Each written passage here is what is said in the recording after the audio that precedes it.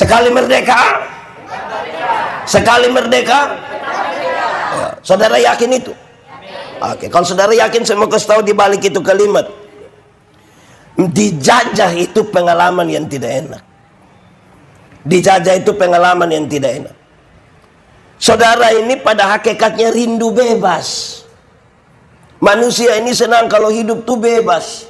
Amin kok. Dijajah itu tidak enak. Jangan lagi kembali kepada perbudakan, jangan kembali pada penjajahan. Kalau sudah terlepas mesti bebas.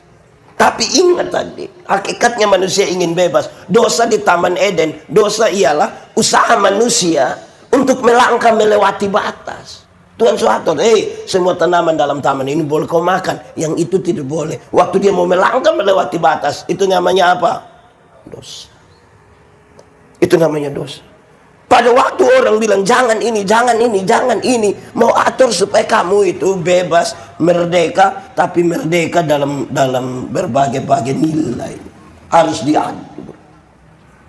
Lalu saudara-saudara, kita membaca teks ini mengarahkan kita untuk memahami sejumlah hal. Tapi saya mau tanya kita dulu, saudara ada musuh kok tidak? Saudara ada musuh kok tidak? Atau kalau tidak mau disebut musuh, ada orang yang saudara tidak suka kok? Ada ya? Dia ada duduk di sini. Ada kok tidak? Coba lihat dia, coba. Kenapa lebih banyak lihat saya? Saudara bermusuhan dengan saya kok.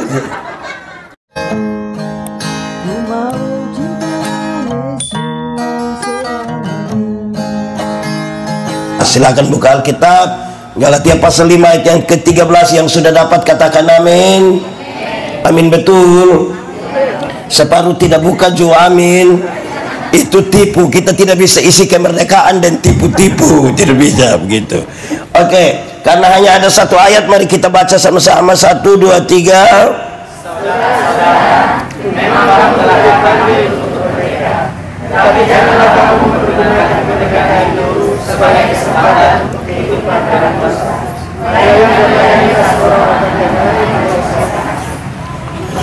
Demikian firman Tuhan, dan yang berbahagia adalah setiap orang yang mendengar firman, memelihara dan melakukan dalam hidup setiap hari. Shalom. Sekali lagi shalom. Merdeka. Merdeka. Kali lagi merdeka. Dulu itu kalau kita nonton film perang, selalu ada ini kalimat, dan sekira ini masih ada di kita pun telinga. Terngiang sekali ketika bilang merdeka atau mati. Pernah dengar itu kalimat? Merdeka atau, itu kalimat pendek merdeka atau mati itu, saudara-saudara, kita diperhadapkan pada pilihan yang serius. Kalau tidak merdeka ya mati. Tidak ada pilihan lain. Hidup itu berjuang. Merdeka ya merdeka. Kalau tidak kita susah, kalau tidak kita kalah. Sekaligus memberi pesan kepada kita sekalian, anak-anak muda terutama, bahwa kemerdekaan itu didapat dengan susah payah sekali, sangat bersusah payah. Tidak ada kemerdekaan yang dapat dengan cuma-cuma itu, dapat dengan susah payah. Yang dapat dengan cuma-cuma itu hanya kemerdekaan Kristen sebenarnya. Bahwa setiap orang diselamatkan untuk beroleh hidup kekal itu hanya bisa didapat di dalam siapa? Sekarang saya tanya, yang yakin mati masuk surga angkat tangan. Woi, baik-baik, turun tangan sudah. Yang lain kayak agak ragu-ragu itu. Saya biasa tanya orang yang yakin angkat tangan, separuh angkat tangan. Saya tanya, yakin kok tidak? Woi, yakin, betul yakin. Tahu lah itu hidup begini. Woi, itu kurang yakin itu. Tuhan berikan ini apa ya, cuma-cuma itu selalu berkaitan dengan begini, tidak ada balasan. Cuma-cuma itu tidak ada balasan. Saya suka pakai contoh ini. Kalau saya dan dia, kami dua tidak kenal, saya dapat di nomor telepon, saya bilang, kakak, sebentar malam jam 12 bisa ketemu saya di Jalan El Tari depan rumah jabatan gubernur. Kira-kira dia mau kok tidak? Tidak mau. Dia ada ayam satu di rumah, sampai dia ke rumah, kira-kira dia kasih saya itu ayam kok tidak? Tidak, tidak kasih. Terus saya rubah pertanyaannya, saya mau kasih dia oto baru satu, kira-kira dia mau kok tidak? Yo, saya kasih dia satu Pajero Sport gitu ya. Harga kira-kira 700 juta. Waktu dia dapat, ada perubahan perilaku dari dia ke saya kok tidak? Kalau saya pergi dia ke rumah ada ayam, dikasih ke tidak? Saya panggil dia jam 12 malam, dia datang ke tidak? Kenapa dia tak kucu baik begini? Karena dia telah dapat sesuatu yang cuma-cuma. Kakak boleh dapat sebuah HP tapi ganti 1.000. Itu cuma-cuma? Itu cuma-cuma? Kan hanya 1.000. Cuma 1.000. Ya. Oke, kalau begitu tidak usah pakai uang. Kakak tolong tutup pintu, di situ datang dapat HP 1. Cuma-cuma? Cuma-cuma? Cuma-cuma? Yang dimaksud cuma-cuma itu dia kasih saja. Kasih saja. Betapa luar biasa. Nah, saudara-saudara, kalau kita bicara soal ini, kemerdekaan, saya suka ini kalimat kedua yang biasa kalau bicara kemerdekaan ini diperdengarkan. Sekali merdeka, sekali merdeka. Ya, saudara yakin itu? Oke, kalau saudara yakin, saya mau kasih tahu di balik itu kalimat. Dijajah itu pengalaman yang tidak enak. Dijajah itu pengalaman yang tidak enak. Saudara ini pada hakikatnya rindu bebas. Manusia ini senang kalau hidup tuh bebas. Amin kok. Ini anak muda dong ini, terutama yang masih remaja dong nih. Orang tua berani larang sedikit, tiba-tiba dong banting pintu. Di anugerah sini ada kok. Ada. Dong pakai baju warna. Yang orang tua marah sedikit dong banting pintu. Saya kasih tahu di mana. Anak-anak. Yang orang tua larang dia kok dia banting pintu itu karena dia belum tahu harga pintu berapa. Kalau dia sudah tahu harga pintu berapa, pintu jati, dia akan tutup dengan hati-hati sekali. Orang pada hakikatnya ingin bebas. Dijajah itu tidak enak. Jangan lagi kembali kepada perbudakan, jangan kembali pada penjajahan. Kalau sudah terlepas mesti bebas. Tapi ingat tadi, hakikatnya manusia ingin bebas. Dosa di Taman Eden, dosa ialah usaha manusia untuk melangkah melewati batas. Tuhan suatu, semua tanaman dalam taman ini boleh kau makan, yang itu tidak boleh. Waktu dia mau melangkah melewati batas, itu namanya apa? Dosa. Itu namanya dosa. Pada waktu orang bilang jangan ini, jangan ini, jangan ini, mau atur supaya kamu itu bebas, merdeka, tapi merdeka dalam berbagai-bagai nilai harus diatur. Lalu saudara-saudara, kita membaca teks ini mengarahkan kita untuk memahami sejumlah hal. Tapi saya mau tanya kita dulu, saudara ada musuh kok tidak? Saudara ada musuh kok tidak? Atau kalau tidak mau disebut musuh, ada orang yang saudara tidak suka kok? Ada ya? Dia ada duduk di sini. Ada kok tidak? Coba lihat dia, coba. Kenapa lebih banyak lihat saya? Saudara bermusuhan dengan saya kok. Saya membayangkan saudara ada musuh itu. Saya mau tanya saudara, coba boleh kasih jawaban spontan saja. Kira-kira dari mana datangnya musuh itu? Musuh itu biasa datang dari mana itu? Dari mana? Ada yang bilang musuh datang dari hati. Oh betul lah, kadang-kadang kalau tidak pas dengan kita tuh kayak rasa karmana. Wah. Sepertinya yang disebut teman baik itu harus satu hati betul-betul dengan kita. Pikiran sama, perbuatan sama, semua sama habis baru kita sebut itu teman. Berbeda kita tidak mau. Saudara, renungkanlah sedikit. Kira-kira menurut saudara, perasaan kalau kita berhadapan dengan musuh kita tuh kita pun perasaan karmana kira-kira?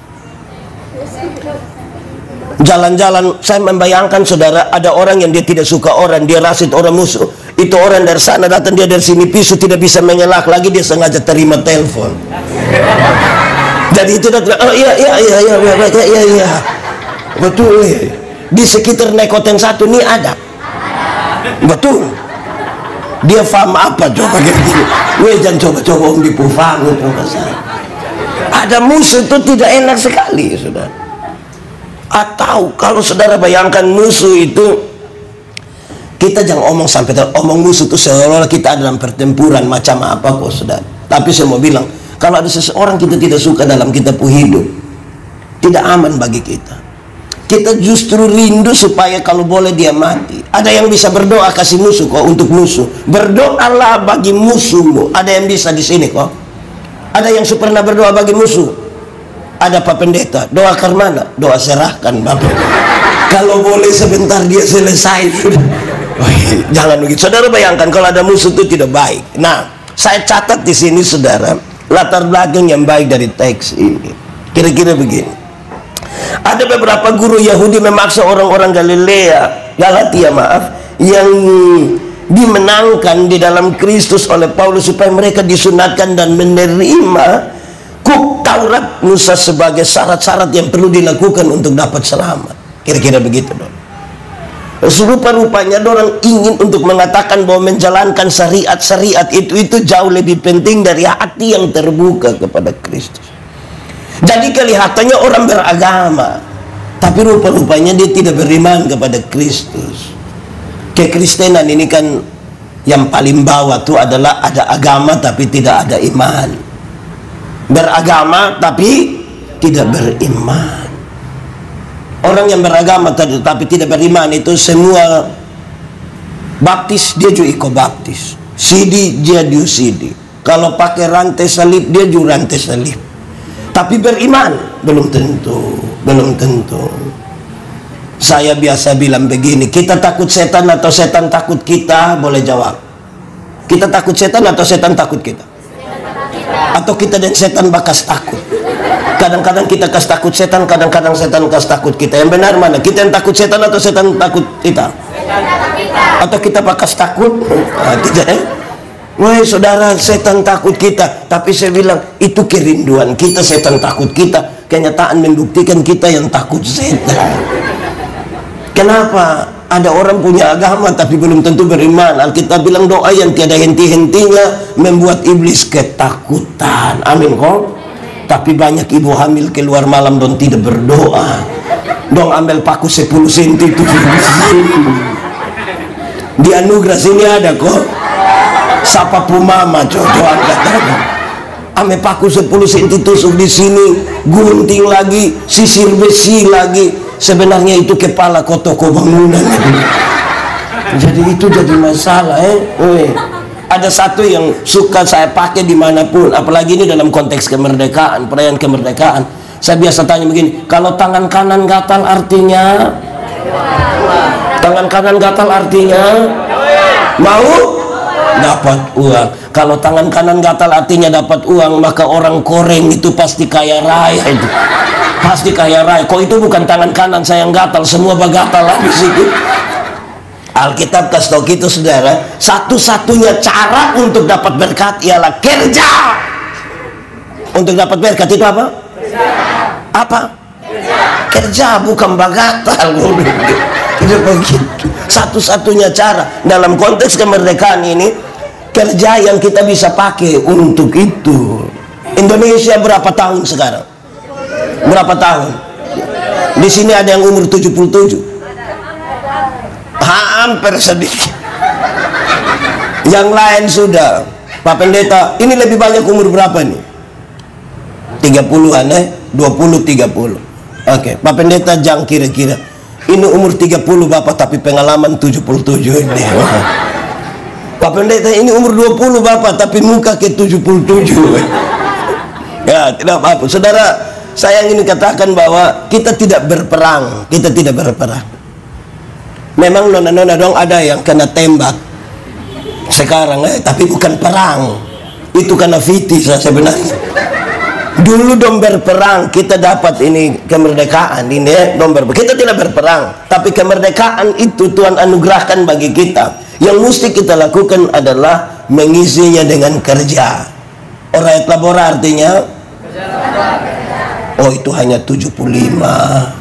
Yang 100 itu orayat labora artinya berdoa dan bekerja keras.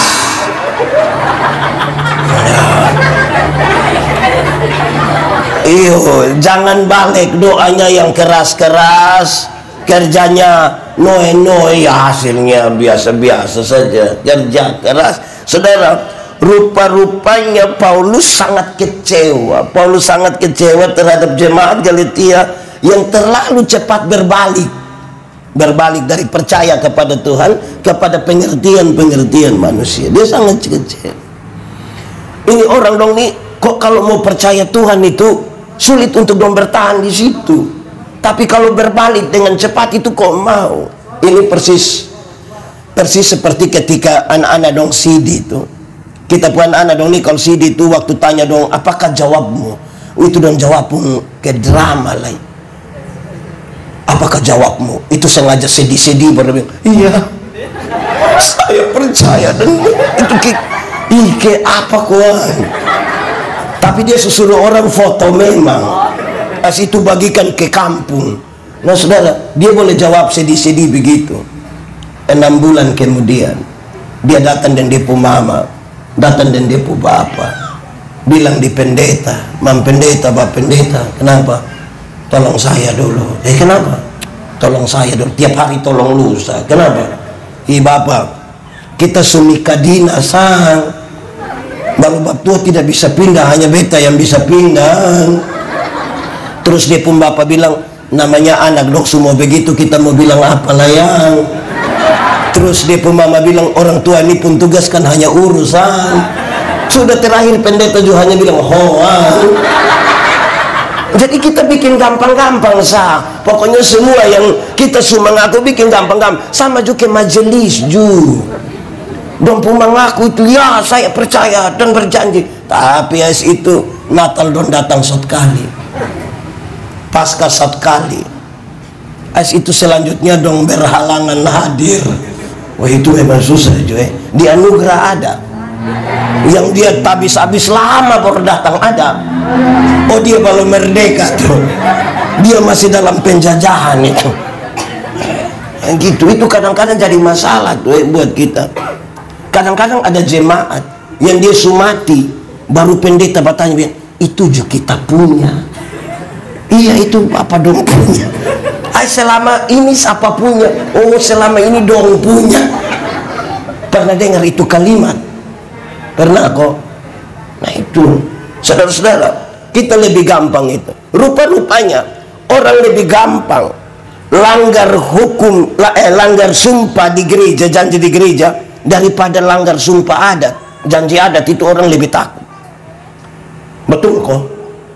Kalau janji adat dia takut. Tapi kalau janji di hadapan Tuhan dan jemaat itu gampang saja dia langgar, gampang sekali.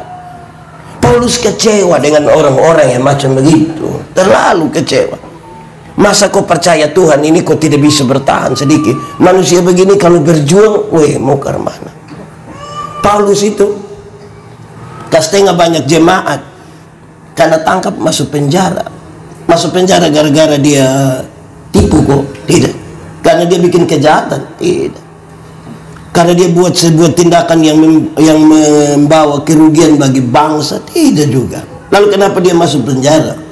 Karena dia coba-coba mau belajar percaya pada Tuhan Yesus. Keputusan mau percaya pada Tuhan Yesus itu membuat dia masuk penjara. Satu hal yang membuat orang sangat sulit untuk mau tetap di situ, karena banyak orang pikir kalau percaya pada Tuhan Yesus itu berarti semua aman. Itu kalau sakit kepala tinggal tunjuk yang dalam nama Yesus sembuh. Banyak orang pikir begitu. Banyak orang pikir kalau percaya pada Tuhan Yesus itu pagi-pagi petugas koperasi datang, itu Tuhan kas keliru dia. Jadi sebenarnya masuk di ibu menobek, ternyata ibu. Jadi kasih keliru dia. Apalagi rumah ke sama, apalagi warna hanya merah putih. Orang pikir kalau percaya Tuhan itu begitu. Padahal percaya Tuhan itu bergumul dengan perjuangan. Amin kok. Saya mau tanya, saudara percaya pada Tuhan Yesus? Betul-betul percaya? Betul-betul? Betul-betul? Berarti saudara ini percaya Tuhan Yesus? Susia masuk penjara. Saudara ragu-ragu untuk masuk penjara. Paulus itu saudara-saudara bilang begini, penderitaan ringan yang saya alami itu tidak bisa dibandingkan dengan kekekalan yang Tuhan kerjakan bagi saya. Penderitaan ringan. Saya coba periksa Paulus pun penderitaan yang disebut ringan-ringan. Pertama, Paulus pernah tenggelam di laut. Ringan. Supaya kalau ada yang bilang ringan, coba ikut saya bebas. Saya lepas dia di situ nanti. Paulus pernah masuk penjara. Ringan. Supaya kalau ada yang bilang ringan, so dia keluar dia lempar polda, coba. Itu langsung dia tahu. Paulus pernah dicambuk. Dalam tradisi cambuk Romawi, satu kali hukuman cambuk kena pukul kira-kira 39 kali. Di ujung cambuk itu ada gading atau besi yang begini. Jadi kalau kena dia bawa kita puisi sekaligus. Ringan.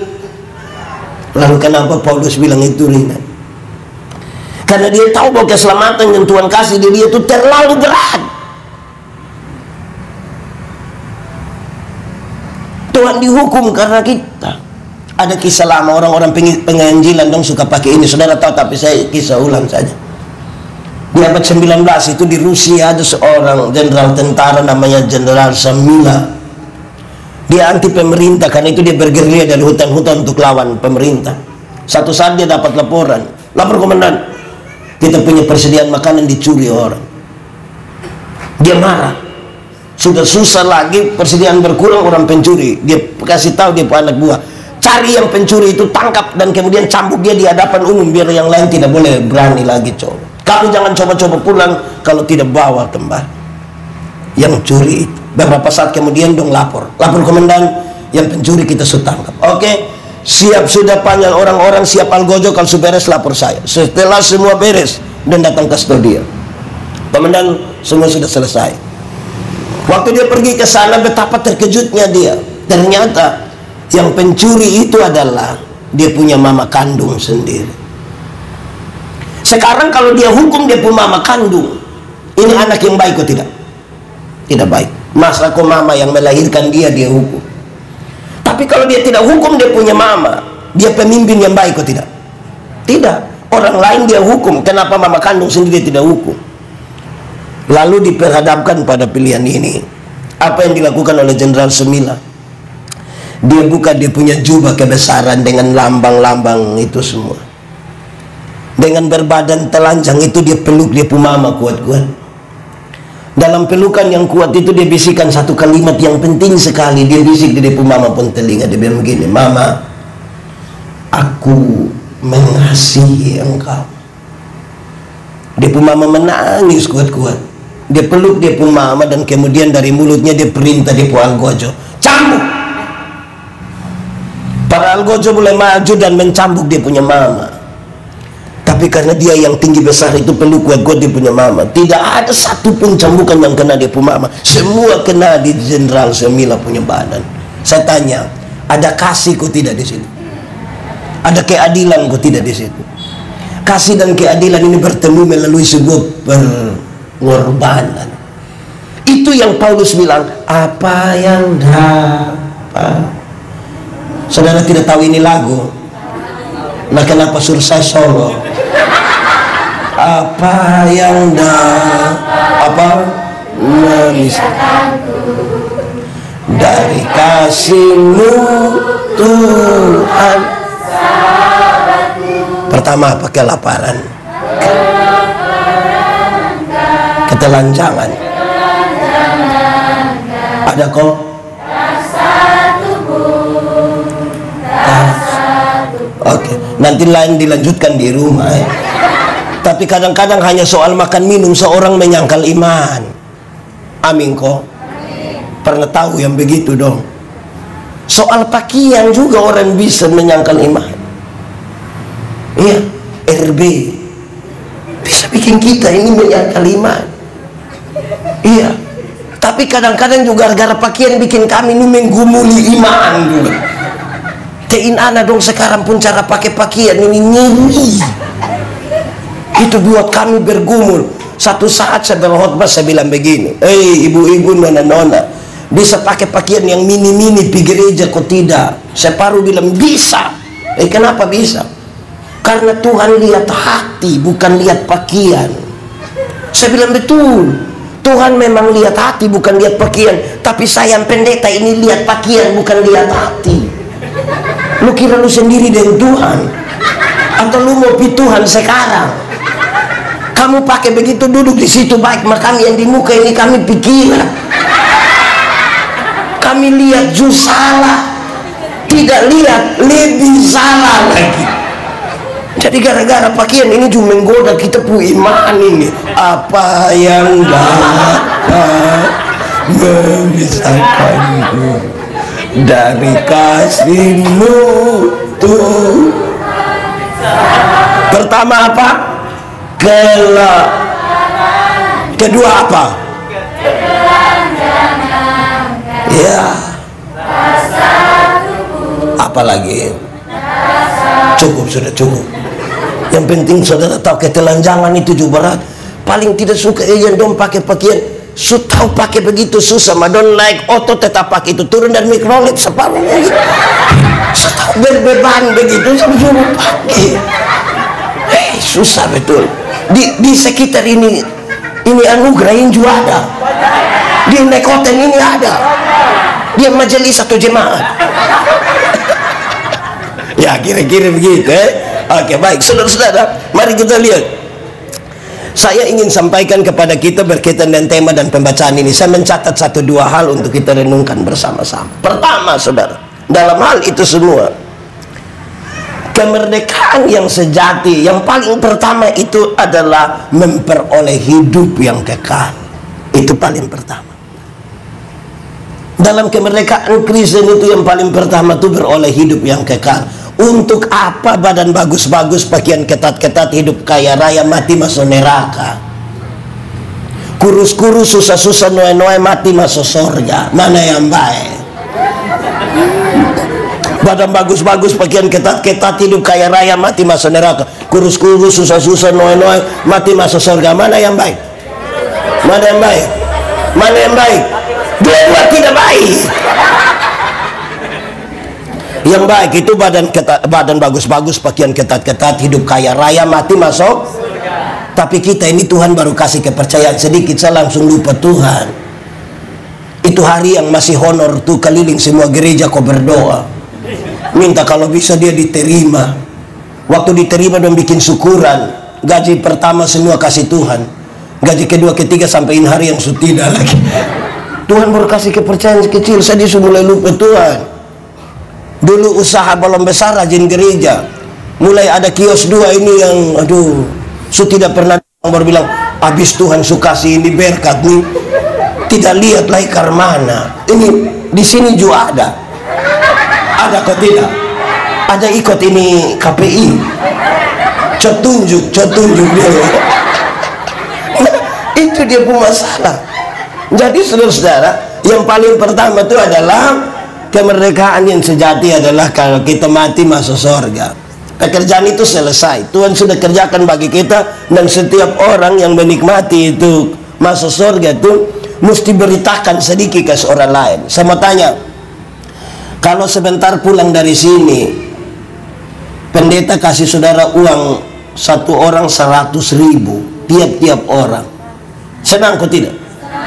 Cerita orang kok tidak? Pasti ada yang bilang kamu rugi soalnya pi. Wah itu pendeta bagi-bagi uang. Gitu. Sekarang saya mau tanya, Tuhan Yesus mati bagi kita tuh lebih mahal dari 100.000 atau lebih murah dari 100.000? Yakin? Betul-betul. Kalau begitu saya tanya, secerita orang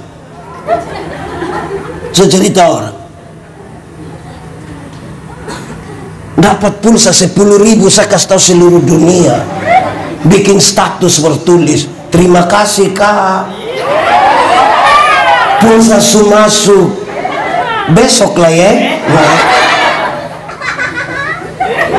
dapat pulsa 10.000 cerita orang, tapi Tuhan Yesus mati bagi saya dan saudara yang membuat kita hidup kekal. Mulut tidak berani omong kepada satu orang. Amin kok. Ini ibu-ibu dong, ini siap hati bapak, siap baju bapak, datang gereja, datang sendiri. Sampai sini pendeta tanya, biar mama pun cantik lah, teh bapak. Jangan tuh bingi, tahu sendiri teh.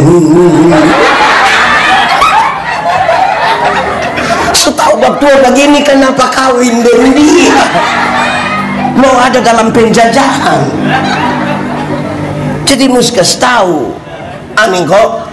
Oh, dulu orang euforia sekali, euforia besar sekali karena Tuhan kasih makan 5.000 orang gratis tuh dalam sebuah mujizat.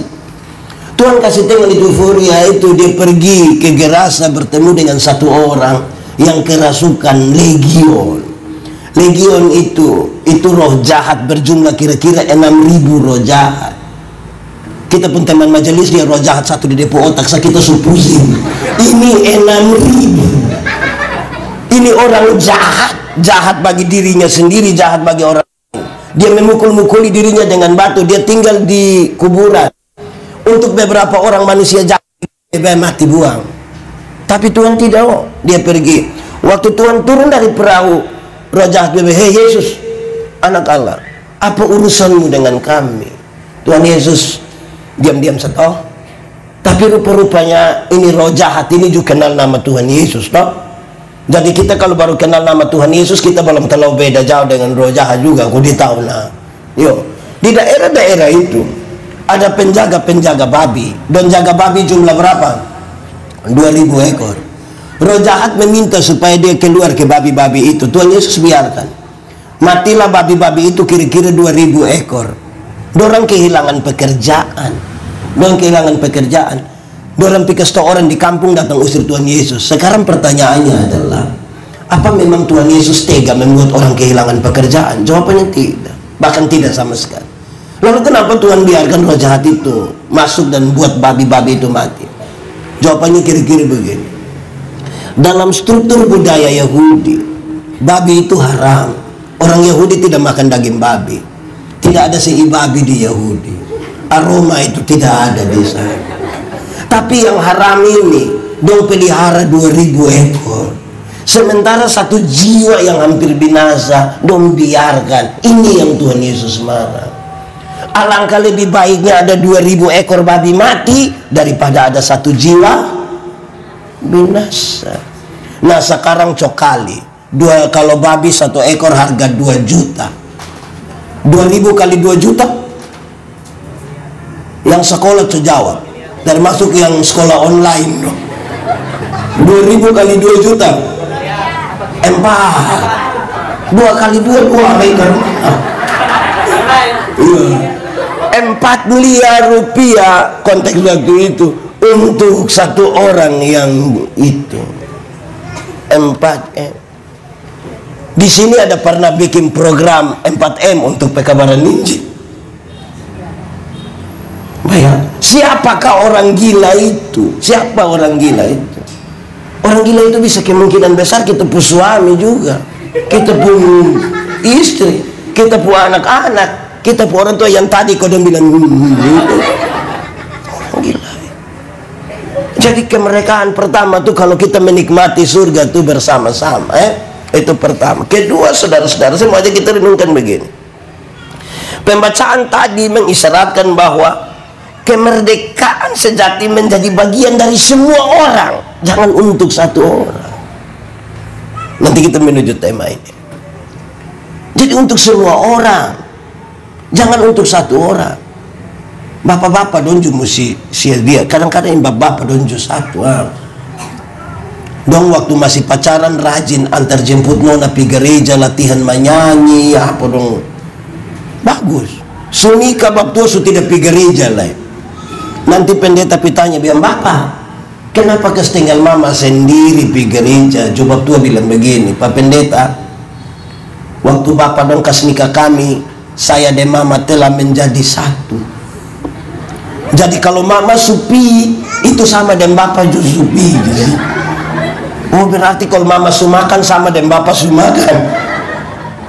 Saudara-saudara, berita ini harus menjadi bagian semua orang. Saya catat di sini begini, kemerdekaan sejati tidak dibatasi oleh hukum-hukum, tidak dibatasi oleh 1-2 tembok gereja, tidak dibatasi oleh apapun. Dia lebih luas dan lebih besar dari itu semua. Saudara, pertanyaannya gampang.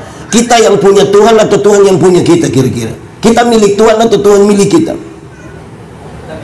Kita milik Tuhan atau Tuhan milik kita? Yakin kita milik Tuhan? Berarti Tuhan yang memiliki kita. Amin. Kalau kita milik Tuhan, kita tidak bisa larang Tuhan untuk bekerja melewati apa yang menjadi pikiran-pikiran kita. Tapi kalau Tuhan milik kita, kita berhak larang Tuhan, dan Tuhan tidak boleh di situ. Tuhan tidak usah pilih dia.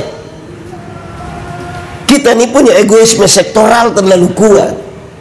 Banyak orang merasa kebenaran hanya ada pada dirinya, hanya ada pada kelompoknya. Dia tidak bisa lagi untuk menjangkau lebih dari itu, kan dia dibatasi oleh hal itu. Itu yang tidak boleh. Karena kita milik Tuhan, saudara mengaminkan itu. Kalau kita gambarkan Tuhan seperti manusia, Dia punya mata, punya kaki, punya tangan. Kalau dia memeluk kita dengan tangan kanannya, kita tidak bisa batasi dia bahwa engkau tidak boleh memeluk orang lain dengan tangan kiri. Kalau kita gambarkan kiri-kiri, ini harus jadi milik semua orang. Karena nanti terakhir kita akan sampai di sini. Apa maksudnya? Kenapa kemudian keselamatan bagi semua orang? Berikut, ketiga, pembacaan tadi mengisyaratkan saudara-saudara supaya kita tidak ikut hawa nafsu saja dari dunia. Saudara, ada nafsu kok tidak? Ada kok tidak? Ada. Tuhan menciptakan manusia itu lengkap dengan satu barang yang dia punya nama nafsu. Minimal nafsu makan lah. Berarti ada. Justru kalau orang tidak ada nafsu sama sekali itu ada. Yang biasa jadi masalah itu kalau tambah kata hawa di muka. Hawa, kalau hawa itu kita samakan dengan udara. Udara kan ada di mana-mana. Berarti dia nafsu juga di mana-mana. Itu yang jadi masalah. Orang ada nafsu makan kan tidak ada soal toh? Atau ada soal? Tapi kalau di mana-mana dia hanya nafsu makan, saya itu yang jadi masalah.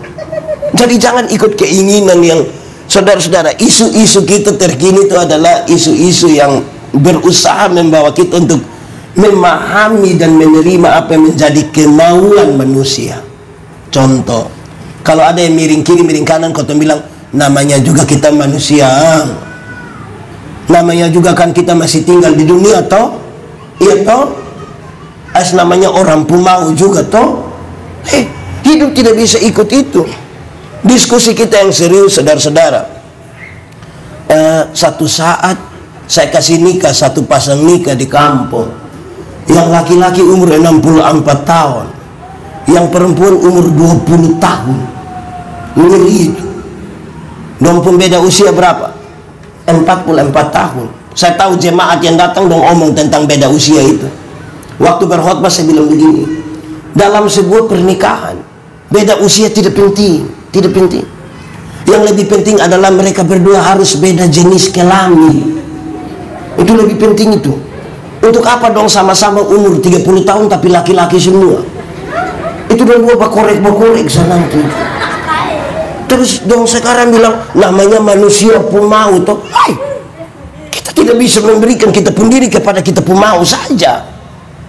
Tuhan suka stop memang. Yang dia pun nama sepadan itu, pertama satu laki-laki satu perempuan. Nah itu sepadan. Karena ada juga yang sekarang dia nyong tapi dia pun nona nyong juga. Itu tidak boleh. Dia nona tapi dia punya nona. Tidak boleh. Itu tidak sepadan. Tidak boleh ikut kita hawa nafsu pemau. Amin kok. Sekarang ini saya baca satu apa, saya lucu sekali ketika dia tulis begini. Kenapa banyak perempuan sekarang suka ada laki-laki yang perut buncit? Don jawab bilang, karena yang six pack itu kadang-kadang dong pasangan sama-sama. Wih, bahaya juga Ini tantangan kita di era ini Jangan ikut hawa nafsu pemau. Yang kedua, sepadan itu berarti dua-dua percaya Tuhan. Dua-dua mesti percaya Tuhan. Jangan mam tua percaya Tuhan, bab tua suanggi. Itu tidak bisa tuh. Dua-dua percaya Tuhan. Amin kok. Nona muda dong. Nona. Menikahlah dengan laki-laki yang takut Tuhan. Dia tidak akan menyakiti engkau. Dia tidak akan menjajah engkau. Dia membawa engkau pada kebaikan. Iya toh? Makanya ajak dia ikut ibadah pemuda. Kak, ibadah. Dan dia kakak ibadah. Ibadah. Nanti kalau tidak bisa, kasih tahu dia ada kue. Jangan bagaya. Woi, saudara, jangan cari hanya sekedar dia ada list di sini. Anak muda dong. Kamu sekarang kan sudah zaman yang digital. Beda dengan kami ke atas. Saya umur ini ber-45, ada yang lebih tinggi. Kami kan masih dapat zaman Tustel itu. Tahu Tustel? Itu film hanya 12, 24, 36, ekstra 2. Jadi kami foto tuh hati-hati. Gaya terbaik dulu. Rata-rata laki-laki itu foto bergaya pemain bola semua. Yang ibu-ibu biasa pakai cari sudut-sudut, ada standar, ada bunga berdendatan namanya. Dulu kita kira itu gaya terbaik, dulu kita kira itu gaya paling baik. Sekarang coba-coba buka album lama untuk anak-anak dong, lihat. Waktu buka-buka begini, anak dong tanya bilang, mana bapak, mana bapak, mana bapak. Waktu kita kasih bilang, ini bapak dengan gaya terbaik zaman itu, kita kasih tahu ini bapak, dong bilang begini, ini bapak. Macam dia mau menyangkal kembali kita. Jadi kamu yang gaya sekarang gaya standar-standar sebab besok-besok anak dong mau hina kita itu. Akhirnya bapak ya besoknya dulu nih bapak menyamar. Jadi jadi satu, kedua toh, yang ketiga, sepadan itu berarti yang kuat menanggung yang lemah. Yang kuat mesti menanggung yang lemah. Ini hari bapak mabok, pulang banting TV. Dalam teori ini bapak sementara mengalami kelemahan. Mama yang tidak mabuk itu pun tugas menanggung bapak. Karena ada kemungkinan ini hari bapak yang mabuk. Besok jangan bapak mabuk cuma mama diri bapak lu kira lu sendiri yang bisa. Nah itu pemabuk semua. Yang kuat mesti tanggung yang lemah. Karena untuk apa kita diberi kesempatan menikmati keselamatan dari Tuhan dan kesempatan hidup tanpa menjadi bagian bagi orang lain, toh minimal bagi persekutuan, bagi keluarga. Lanjut, saudara-saudara, orang-orang yang diberi kemerdekaan Kristen itu tidak ada upaya untuk melanggar kehendak Tuhan. Tidak boleh. Tidak boleh ada upaya untuk melanggar kehendak Tuhan. Kenapa saudara-saudara?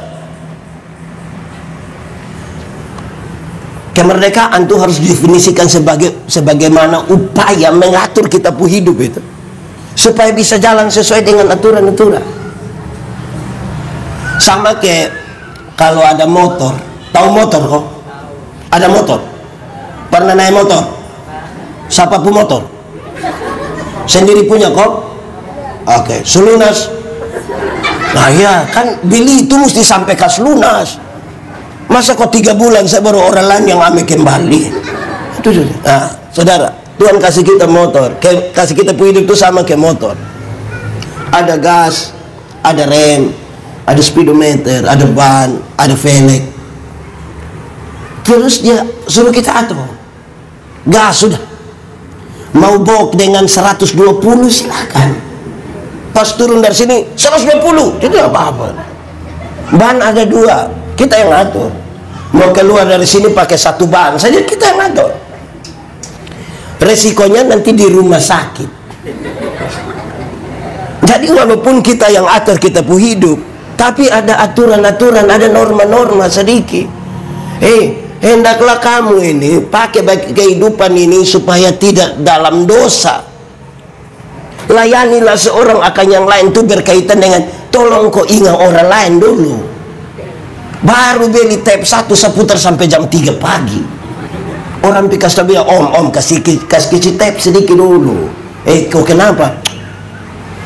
Bayi 1 ada sakit di sebelah itu. Pikas tarik bayi ada tambah 2.000 dia sebut tape. Jangan. Saya biasa bilang ini anak muda donjo 1. Motor itu, semua barang yang di motor itu hasil dari pabrik. Dari pabrik itu hitungannya pakai komputer. Boleh yang kerja di pabrik ini juga orang pintar-pintar semua. Dong tahu memang dia tanpa duduk gas rem ban dong suatur memang. Tapi kita pu anak dong yang tidak lulus semua mata pelajaran ini. Dia juga reparasi motor. Akhirnya motor bunyi kayak orang gila. Wah wah wah.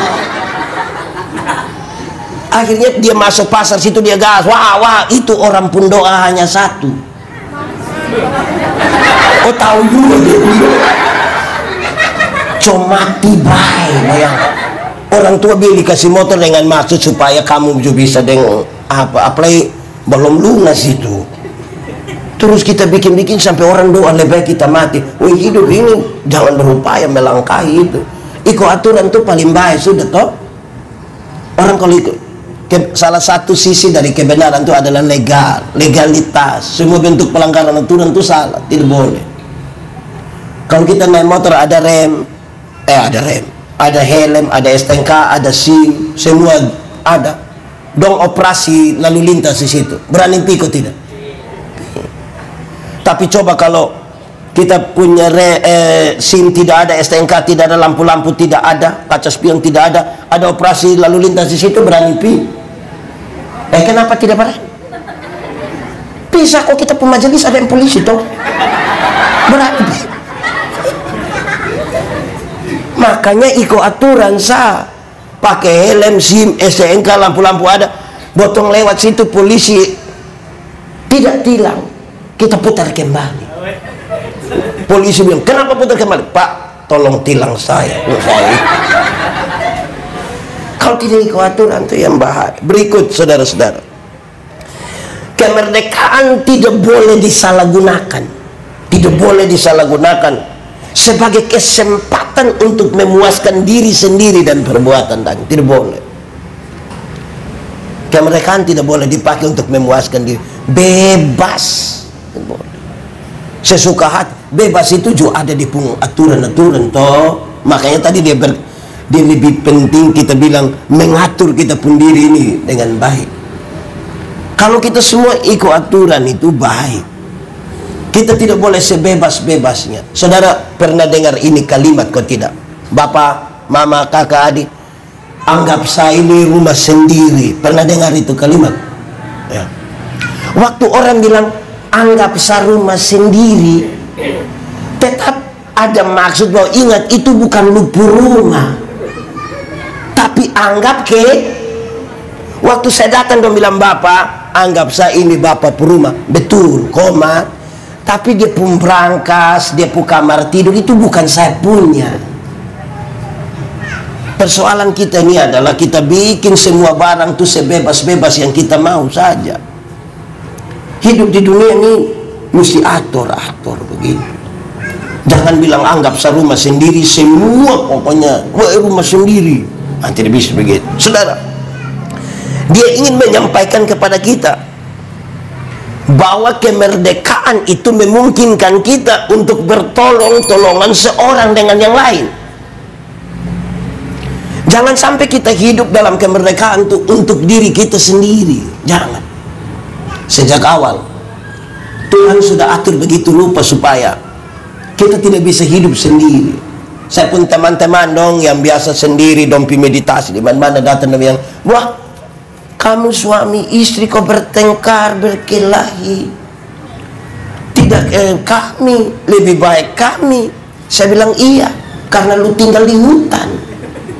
Lu tinggal sendiri, pohon mana yang kas tersinggung lu? Tidak ada.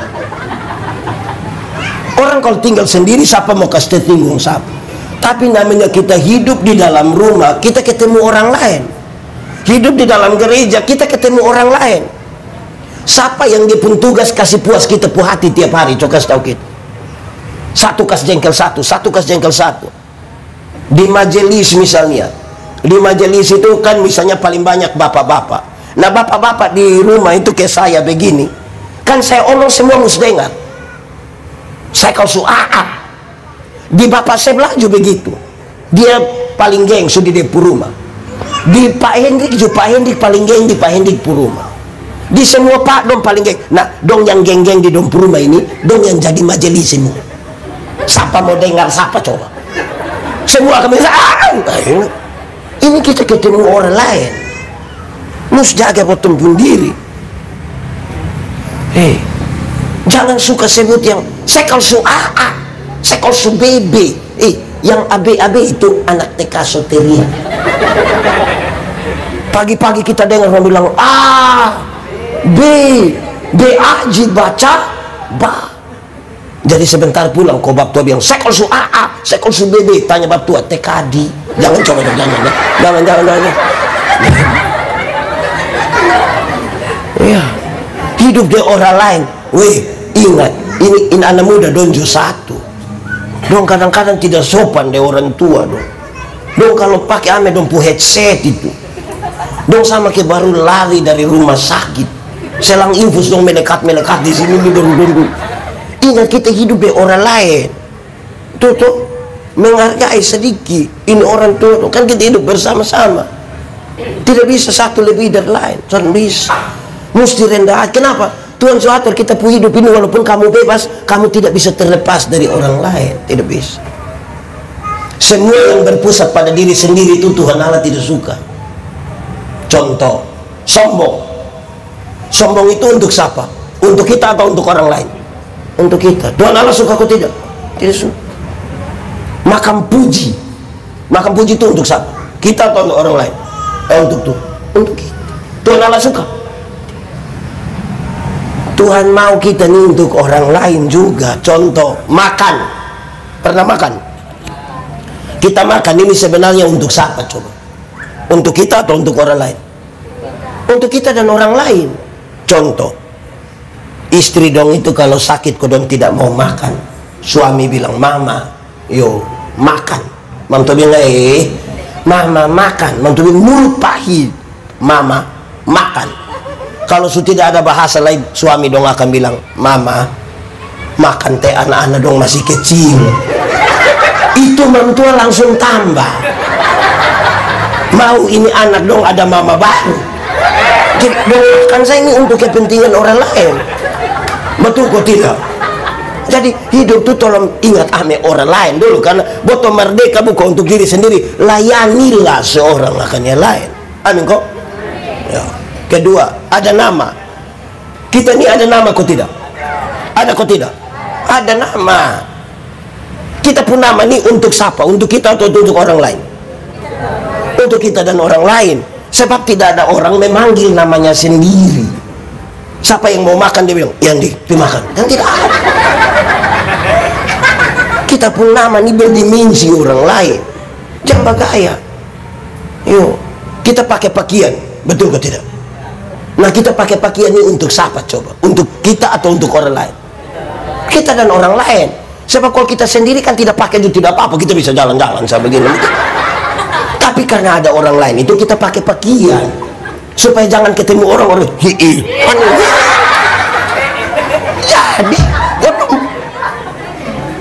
jangan hidup untuk diri sendiri toh. Amin kok. Betul mesti jadi berkat. Oh Tuhan, pakai apa aku masih kurang. Karena apa nanti? Bila saatnya nanti. Kenapa? Ku tak berdaya lagi. Tapi ini sudah jadi berkat. Akan ada satu waktu kita tidak berdaya lagi. Mungkin karena sudah lanjut usia, mungkin karena kecelakaan, mungkin karena sakit, kita sudah tidak berdaya. Tapi waktu orang cek, orang yang sudah bab tua itu sudah dia sudah diberkat. Dia sudah diberkat. Jangan dari berdaya sampai tidak berdaya, tidak pernah jadi apa-apa, hanya jadi beban saja. Nanti lama-lama dia baru muncul di muka orang bakorek bilang, beban sudah. Jadi hidup itu jadi berkat sedikit toh. Amin kok. Generasi sekarang kita kehilangan nilai-nilai. Itu kata terima kasih tuh jarang kau dengar. Kadang-kadang nih terima kasih susah. Tolong, maaf. Mesti kau tahu terima kasih. Karena kita ada hidup di orang lain. Bapak-bapak doni mama dong bikin makan minum dan tidak terima kasih. Tapi kalau pergi makan di warung situ subayar lagi terima kasih lagi. Kadang-kadang lo janji itu mbak, yuk besok saya datang lagi. Terima kasih. Jadi bapak-bapak, coba sebentar malam pulang mama siap habis makan, coba bapak bilang di mama, bilang mama terima kasih. Itu membuat pikiran. Paling tidak dia pun pikiran ada dua. Pertama dia pasti pikir begini, tahu roh apa sudah. Atau yang kedua jangan sampai membuat pikir begini, jangan sampai ini hari terakhir. Karena kita tidak terbiasa dengan terima kasih itu. Orang tua masih ada tuh ya anak-anak, urus memang ini orang tua dong. Orang tua sakit dong tidak urus mah. Orang tua mati dong sengaja duduk paling muka kau menang. Itu drama lah. Drama itu. Itu. Kita hidup ini tidak untuk diri sendiri ya. Kenapa? Saya pernah mengalami. Dulu kami masuk sekolah teologi itu, Ibu Pendeta Tifa ini saya pun kakak tingkat 1 di atas. Kalau Ibu Pendeta Antoneta itu adik tingkat. Senior yang panggil. Padahal senior ada semua mata kuliah. Pak Pendeta Ishak waktu itu sudah semester 10 kami masuk. Saudara, kan di asrama itu hanya 2 tahun. Selanjutnya memilih, bisa di asrama, bisa di kos. Kalau di asrama itu orang banyak, kami pilih kos. Nah di kos itu kami tahu betapa pentingnya kita nih pikir orang lain. Kenapa? Jangan omong jauh-jauh, sikat gigi saja. Kan ini kos dong banyak-banyak ini, satu pemuka di sini, balakan di sini. Dong kos itu sama kayak ada sikat gigi itu kayak kerusuhan. Separuh di sebelah, separuh belakang. Bayangkan kalau ada yang sakit dan dia makan bubur sulung di sebelah.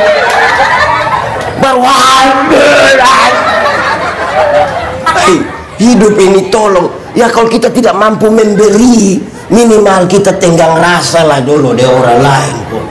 Amin kok. Kita memang bertengkar rumah tangga dari rumah tangga. Maksudnya dalam rumah tangga itu ada pertengkaran toh. Namanya bapak mama suami istri ini tinggal sama-sama pasti ada. Tapi yang ingat orang itu beda dengan yang sun ingat orang. Yang ingat orang itu dong bakal lain itu dong puana nonju sun tahu. Yang tidak ingat orang tuh yang dia berdiri bapak di muka pintu baru maki hancur dari ujung kaki sampai ujung kepala. Kita kira dong dia semua babunuh, malam kita lewat berdoa ada ketawa. Nah yang tadi mau babunuh mati itu di nekoten 1 sini ada kok. Ada. Dong faham apa ya? Saudara-saudara, memang jadi berkat. Saudara, saya mau kasih saudara, untuk jadi berkat itu tidak butuh harus sampai kaya dulu. Amin kok. Kapan kita kaya? Coba kasih saya. Apalagi saya lihat muka kayak kita ini susah kan. Mau jadi berkat jadilah sekarang dari apa yang ada padamu. Jadi berkatlah. Itu penting bagi kita karena kemerdekaan itu Tuhan kasih 2 kemerdekaan sekaligus. Masuk surga kita sudah dapat. Dan kita undang-undang dasar bilang begini, atas berkat rahmat Allah yang Maha Kuasa. Kebebasan ini Tuhan suka kasih, tolonglah jadi berkat. Bayangkan kalau kita punya kehidupan ini masih dalam dunia penjajahan, siapa bisa berusaha dengan baik? Siapa bisa berusaha dengan baik? Kamu mau nikah misalnya, pas pemberkatan tiba-tiba ada tembakan. Jadi, pakai ini masa kemerdekaan ini, pakai dengan baik. Itu secukup, paling tidak untuk ini 2 hal. Jangan hidup dalam dosa dan layanilah seorang akan yang lain. Jadi berkat, bertolong-tolonganlah kamu. Itu menjadi baik bagi kita. Kenapa saudara? Kadang-kadang ini tolong, ini sejauh dari kita hidup ada sama-sama susah ini. Kita melupakan itu kasih, terutama kasih persaudaraan di antara kita. Kadang-kadang kita lupakan. Padahal Tuhan mau. Karena kasih yang besar itu mesti kita sama-sama. Oleh karena kasih dia berkorban bagi kita. Oleh karena kasih juga kita menyambut seseorang, menerima hidup, bergumul bersama-sama dan seterusnya. Kalau tidak saudara-saudara, apa artinya kemerdekaan ini? Kita berjuang. Orang-orang biasa bilang mungkin kita tidak lagi dijajah oleh penjajah, tapi kita masih dijajah oleh kemiskinan kita. Kita masih dijajah oleh kebodohan. Kita masih dijajah oleh berbagai hal di saat ini. Kita bisa juga masih dijajah oleh keinginan kita. Bayangkan nih kadang-kadang nih kita terima itu bantuan tunai langsung tuh Tapi dia hanya lewat karena baru dengar mau terima ini hari kita kas habis semua dibun. Jadi dia datang, dia langgar ikut kita. Keinginan kita terlalu banyak. Keinginan itu kadang-kadang membuat kita berusaha untuk berargumentasi begitu rupa bahwa itu keinginan benar. Dulu kalau mau beli HP kan bagi kita HP apa saja boleh toh. Kok yang penting saya halo di sini, dia berbunyi halo di sana. Maka kita beli pertama tuh Nokia 3315. Dia pakai senter. Dia pembunyi bilang tididit tidit tididit tidit. Dalam perjalanannya orang mulai pakai Android, kita mulai bikin argumentasi bahwa betul ini HP tahu suka kenapa kuang. Ini ganti. Nanti kalau kita lihat orang pun lebih baik, kita kepingin ganti lagi. Tidak apa-apa juga. Tapi sesuaikan dengan kita pun kemampuan toh. Amin kok. Untuk apa dia pakai HP yang 25 juta? Padahal dia pun penerimaan 2,5 juta. Yang sisa yang 22,5 tuh di mana? Jadi atur begitu. Satu saat kami bercerita di Ende. Kami bercerita main-main saja. Tapi Om Pendeta Markus pun kalimat ini menarik ketika dia bilang begini. Kenapa orang-orang Cina lebih kaya dari kita orang lokal? Kami pikir terus beliau bilang begini. Ini dia pun soal ada di pelajaran bahasa Indonesia SD. Apa hubungan kaya miskin dengan bahasa Indonesia? Beliau bilang begini. Kalau bos membaca ini bahasa Indonesia SD, dia tulis bilang begini. Ibu pergi ke pasar untuk berbelanja. Tapi coba kamu baca orang Cina pun. Ibu pergi ke pasar untuk menjual. Nah ini dia pembeda. Karena kita didoktrin terus-terus pergi ke pasar itu untuk berbelanja, maka hitung kebutuhan 10 juta. Waktu dapat 10 juta, kok kurang semangat untuk kas habis itu lebih tinggi. Tapi kalau orang pergi untuk menjual, dia harus atur begitu rupa supaya ini dapat untung sedikit-sedikit kok. Kita pun semangat membeli ini melebihi apapun yang ada di dunia ini. Atur diri baik-baik untuk itu. Semangat untuk hidup seperti orang lain. Saya pernah bilang saudara, saya protes mama-mama dong, bapak-bapak dong yang pi pasar dong bawa ini telur ayam kampung ini 4 butir. Dong jual 1 butir 2.500. Kalau 4 berapa? Waktu dapat 10.000, 7.000 dong isi pulsa. Tinggal berapa? Tinggal 3.000 itu dong beli super mie. Itu yang saya marah. Saya bilang, di super mie itu hanya ada gambar telur.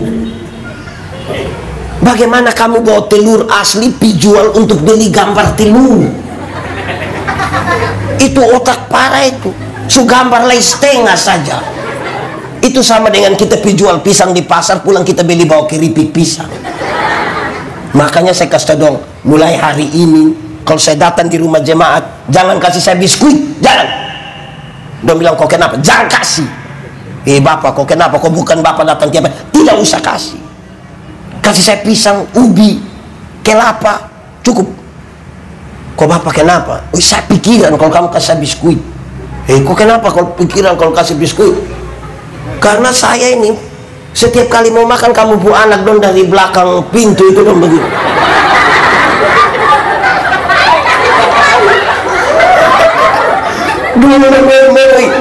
Dong hitung saya makan berapa, setengah berapa, makan berapa, lama-lama dong baku bunuh gara-gara itu biskuit. Kasih pisang saya supaya di muka ada 1 piring, di belakang 2 bokor. Tidak apa-apa tuh kalau kita bisa itu toh. Nah, saudara mesti atur baik-baik bahwa Tuhan bukan saja berikan kemerdekaan, tapi dia berikan semuanya bagi kita. Tuhan menciptakan manusia itu di hari terakhir. Pertama sampai sebelum manusia diciptakan itu dia siap segala macam supaya manusia tidak boleh susah. Datang kelengkapan suara. Tapi kerjamu adalah pelihara dan usahakanlah. Nah kita gagal dipelihara, kita gagal di mengupayakan. Dan itu mesti lebih strategis, termasuk gereja dalam konteks mengisi kemerdekaan, belajar untuk memelihara dan mengusahakan kehidupan di dalam kemerdekaan ini. Itu kemerdekaan yang sesungguhnya.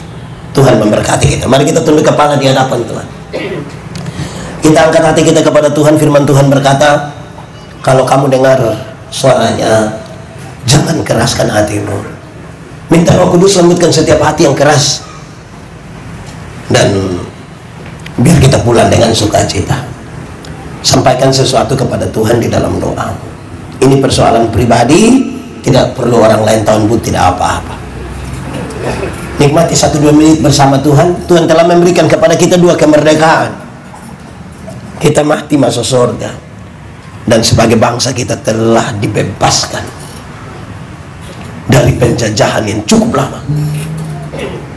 Dalam mengisi kemerdekaan sebagai orang-orang Kristen yang merdeka, mesti berbeda dengan orang-orang lain yang tidak percaya pada Tuhan. Kita percaya Tuhan siapkan hati kita, hidup kita menuju masa depan. Kau hiasi kehidupan. Mari kita berdoa. Tuhan, terima kasih untuk firman-Mu. Kami renungkan dalam keterbatasan kami, tapi kami percaya kalau Tuhan di dalam kami dan kami di dalam Tuhan. Benih-benih firman ini akan bertumbuh dan berbuah dalam hidup kami. Biarlah firman-Mu akan menjadi pelita bagi kaki kami, sekaligus terang bagi jalan kami, yang membuka seluruh pikiran, perasaan, dan hidup kami, untuk dari sehari ke sehari kami hidup menurut apa yang Tuhan mau. Kami bersyukur untuk kemerdekaan kami, merdeka dari kutuk dosa, merdeka dari penjajahan bangsa-bangsa di dunia. Sebagai bangsa Indonesia, kami mensyukuri kemerdekaan itu sebagai anugerah Tuhan. Tapi Tuhan tahu bahwa kami belum mampu mengisi kemerdekaan itu dengan baik. Tiap-tiap kami dalam kapasitas kami, biarlah kami dapat memberi makna dalam mengisi kemerdekaan ini. Kami berdoa biar bangsa ini memuliakan Tuhan. Kami berdoa bagi para penyelenggara negara, penegak hukum, legislator, dan semua orang yang memberi diri mereka untuk melayani masyarakat di dalam bangsa ini. Diberkatilah mereka semua di dalam nama Tuhan.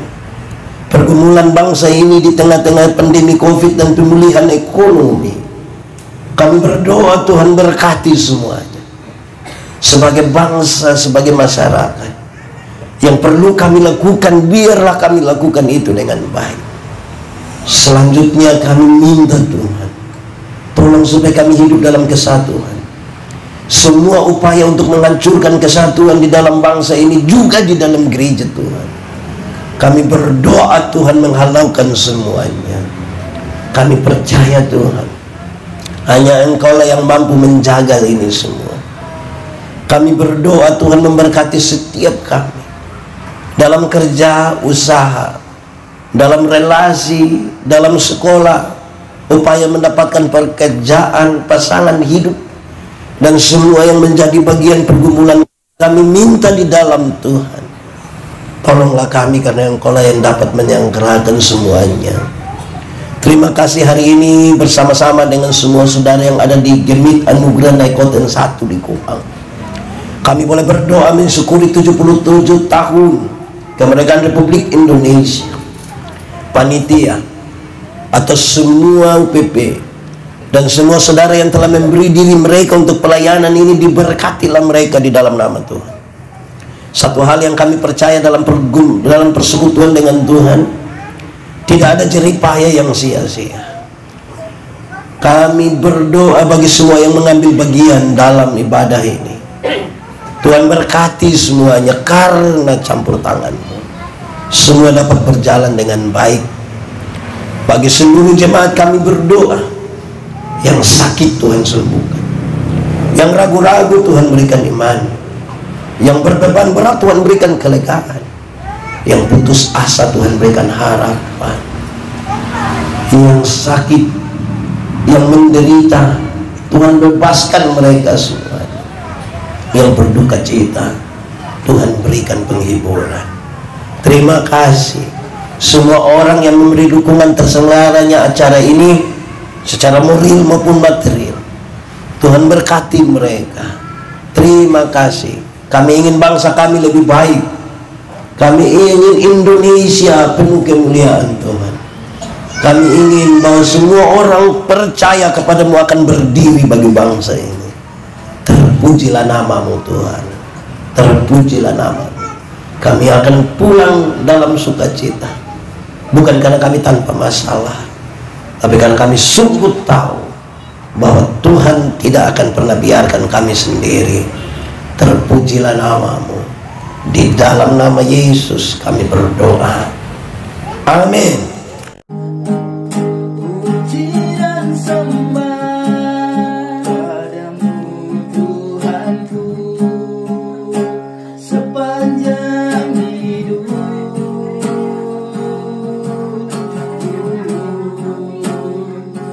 Inilah yang